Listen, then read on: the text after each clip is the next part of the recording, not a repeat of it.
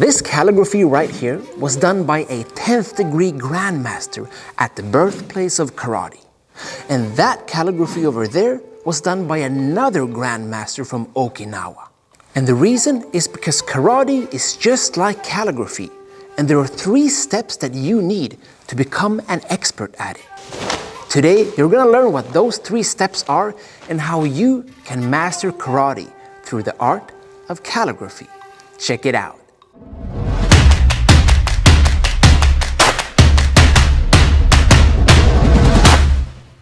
If you see an expert in karate, it looks like their movements are so fluid and smooth and almost effortless. But they didn't begin that way. See, when you first learn any martial art, you gotta start in a step-by-step, progressive manner. And the same holds true for calligraphy. That's why the first step of learning calligraphy is known as Kaisho. So, as I'm editing the video that you're watching, I slowly start to realize that I'm pronouncing it wrong. It's supposed to be calligraphy, not calligraphy, right? This is just so embarrassing. Clearly, English is not my first language, so please excuse me for pronouncing the most important word in the entire video the wrong way over and over again. I hope you can still get some value from watching. Now, back to the video.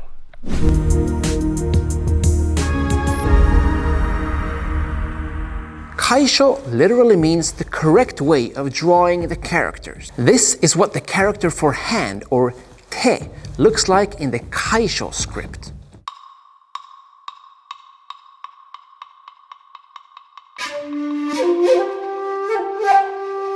This is the way that every beginner is taught. Notice how everything is neat and perfectly balanced, right to left, up to down, white to black.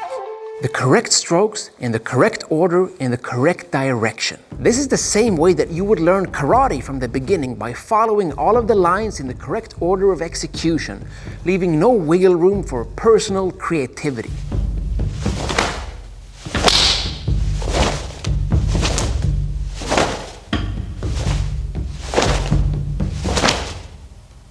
Everything is done by the book. Because if you start deviating or experimenting at the first stage of mastery, then that's going to ingrain some bad habits that will probably reveal themselves down the line.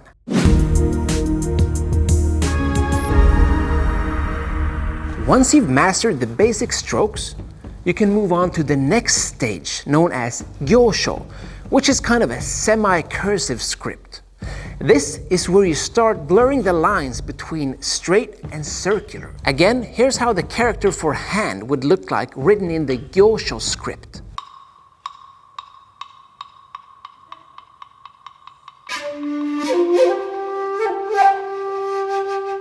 As you can see, the lines are looking more personal and they're flowing into each other a lot more than in the Kaisho script, which looked more like what a word processor would produce. If we compare this second stage of calligraphy to what martial arts movements would look like, it means that you're less strict and less stiff in your execution, because you allow yourself to cut some corners and smooth out movements to make them more fluid and natural.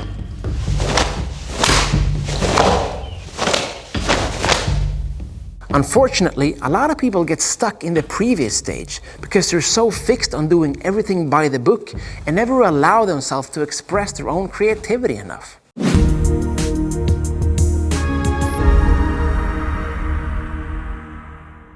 Sosho is a rare style of calligraphy that only the highest levels of masters have reached. And it's kind of like a paradox because it looks messy.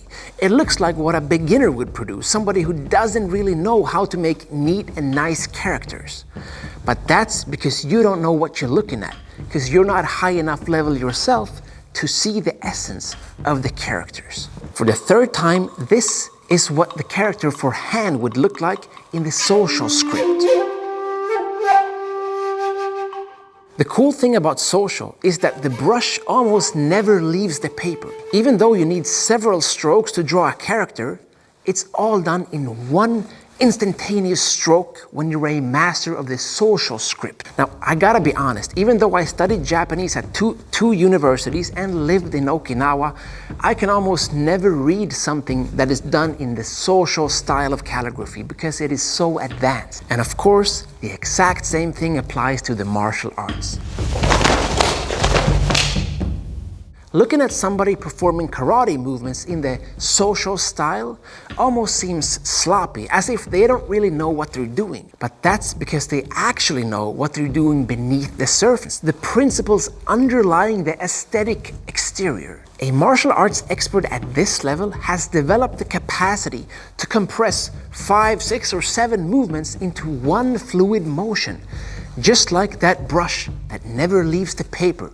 Now, I know what you're thinking. When do I move from the first to the second to the third level? And the answer is that it's actually an organic process. To one person, it might take a lifetime. To another person, it might take 20 years or even 10 years, depending on who you are, what you do, and how you do it. And above all, who your teacher is. Because with the right guidance, anything is possible. You get the point.